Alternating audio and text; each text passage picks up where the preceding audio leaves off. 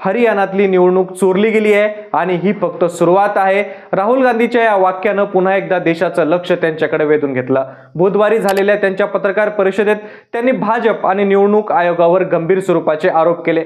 The H files नावाच्या पोस्टनं काँग्रेसनं सकाळपासूनच आज काहीतरी मोठा धमाका होणार असं वातावरण निर्माण केलं आणि त्यानंतर दुपारी झालेल्या पत्रकार परिषदेतून राहुल गांधींनी दस्तावेज, फोटो आणि डेटा दाखवत हरियाणामधल्या मतदार यादीतील प्रचंड गोंधळ आणि फसवणूक झाल्याचा दावा केला। त्यांच्या मते पोस्टल बॅलेटमध्ये काँग्रेस आघाडीवर होती, पण शेवटच्या निकालात भाजप पुढे गेली। राहुल गांधी म्हणाले की 25 लाख मतं इथं चोरीला गेली आहेत, म्हणजे 8 मतदारांपैकी 1 मतदार हा बनावट होता। यानंतर संपूर्ण राजकीय वर्तुळामध्ये एकच खळबळ उडाली। पण या आरोपांमागे खरंच काहीतरी तथ्य आहे का? निवडणूक आयोग खरंच एक व्यवस्था म्हणून वापरला जातोय का, की हा फक्त एक राजकीय आरोपांचा आणखी एक डाव आहे? राहुल गांधी यांनी नेमकं कोणते आरोप मांडले आहेत आणि त्यांनी नेमकं कोणावर आरोप केले आहेत? यासोबत या पाठीमागचं राजकीय समीकरण काय आहे? यासोबत वोट चोरीपासून आयोगापर्यंत राहुल गांधींनी आपल्या पत्रकार परिषदेतून नेमकं कोणाकोणाला उघडं पाडलं, तेच आजच्या व्हिडिओच्या माध्यमातून आपण पाहणार आहोत।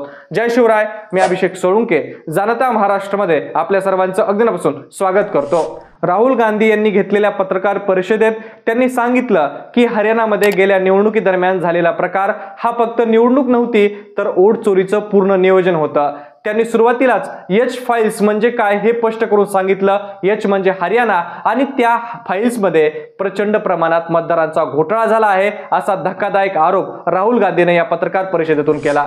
हरियाणाच्या इतिहासामध्ये पहिल्यांदाच पोस्टल बॅलेट आणि प्रत्यक्ष मतदान यांचे निकाल एकमेकांच्या विरोधात गेले, असंही ते म्हणाले। त्यांनी पुढे असंही सांगितलं की पोस्टल बॅलेटमध्ये काँग्रेसला 76 जागांवर आघाडी होती, तर भाजपला फक्त 17 जागा होत्या। नेहमी पोस्टल बॅलेट आणि प्रत्यक्ष मत एका दिशेने जातात, पण यावेळी चित्र उलट होतं, असं राहुल गांधींनी नमूद केलं। अखेरीस काँग्रेस फक्त 22,779 मतांनी या निवडणुकीमध्ये हरली आणि याच फरकामुळे निकाल पलटला गेला, असा गंभीर आरोप राहुल गांधींनी केला।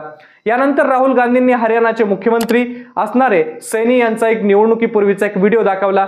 त्या व्हिडिओमध्ये सैनी म्हणताना दिसतात की आमच्याकडे सगळं नियंत्रण आहे, काळजी करू नका, सरकार आमचंच येणार आहे। राहुल गांधींनी यावरूनच प्रश्न केला की मुख्यमंत्री एवढ्या खात्रीशीर कसे? व्यवस्था आहे म्हणजे नेमकी त्यांच्याकडे कोणती व्यवस्था आहे? निवडणूक आयोगच का? त्यांचं पत्रकार परिषदेत अशा प्रकारे त्यांनी प्रश्न उपस्थित केले। यासोबत त्यांनी पत्रकार परिषदेत एका तरुणीचा देखील फोटो दाखवला। तो फोटो हरियाणातील 32 वेगवेगळ्या मतदान कार्डवर एका चेहऱ्यानं वापरला गेला होता। त्या फोटोतील तरुणीचं नाव होतं सीमा, तर कधी सरस्वती असं दाखवलं गेलं होतं। परंतु राहुल गांधींनी सांगितलं की प्रत्यक्ष ती भारतीय नसून ती एक ब्राझील मधली एक मॉडेल आहे आणि एक परदेशी महिला हरियाणाच्या मतदार यादीत कसं दाखवलं गेली आहे, असा सवाल देखील त्यांनी उपस्थित केला।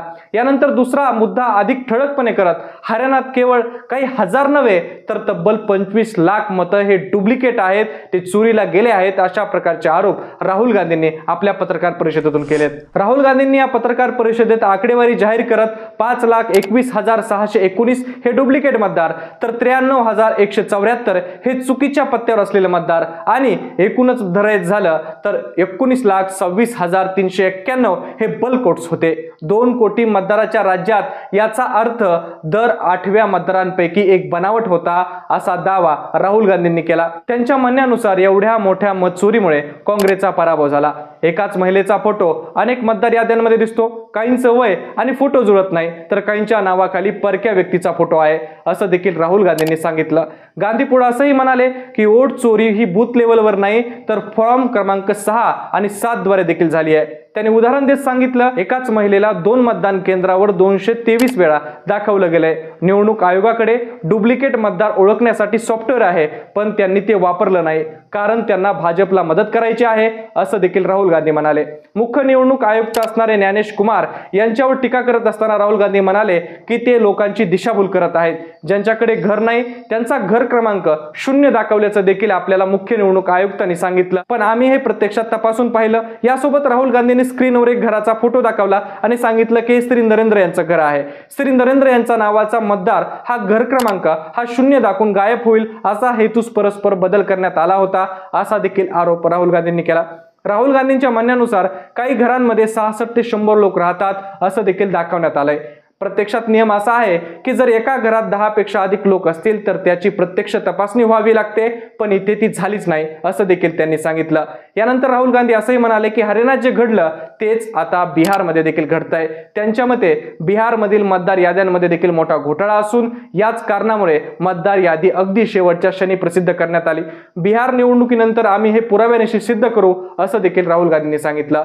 यावेळी काही नागरिकांना राहुल गांधींनी स्टेजवर बोलावून घेतलं आणि दाखवून दिलं की संपूर्ण एका कुटुंबाची कशा प्रकारे मतदार यादीतून नावं उडवली आहेत। हरियाणा लोकसभामध्ये या कुटुंबाची मतदान केलं होतं, परंतु हरियाणा विधानसभेमध्ये मात्र या कुटुंबातील लोकांची नावं ही मतदार यादीतून वगळण्यात आली आहेत असं म्हणून त्यांनी यांना प्रत्यक्षपणे स्टेजवर बोलावलं होतं। या सगळ्या गोष्टी झाल्यानंतर पत्रकारांनी राहुल गांधींना प्रश्न विचारला की तुम्ही आता हे सर्व पुरावे देताय, पण तुम्ही आता हे प्रकरण कोर्टात घेऊन जाणार का?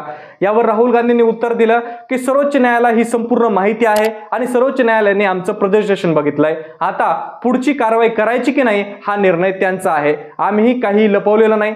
ते पुढे असंही म्हणाले की आम्हाला अनेक राज्यांमध्ये वोट चोरीचा संशय आहे, आम्ही पुरावे जमा करत आहोत। मी एका पक्षाचा नेता म्हणून नव्हे तर एक भारतीय नागरिक म्हणून माझं कर्तव्य म्हणून हे पार पाडतोय आणि सर्व विरोधी पक्षांसोबत मिळून ही लढाई आम्ही लढत आहोत। राहुल गांधींच्या या पत्रकार परिषदेनंतर भाजपचे नेते आणि केंद्रीय मंत्री असणारे किरण रिजिजू यांनी देखील पत्रकार परिषद घेत त्यांनी राहुल गांधींच्या पत्रकार परिषदेला उत्तर दिलं। त्यांनी म्हटलं की 2004 मध्ये एक्झिट पोल आणि ओपिनियन पोल दोन्ही देखील भाजपच्या वतीनं बाजूनच होती, पण निकाल मात्र उलट आला, तेव्हा आम्ही या सर्वेला दोष दिला नाही। आज काँग्रेस पराभव झाकण्यासाठी फक्त कारण शोधत आहे असं देखील त्यांनी आरोप केला।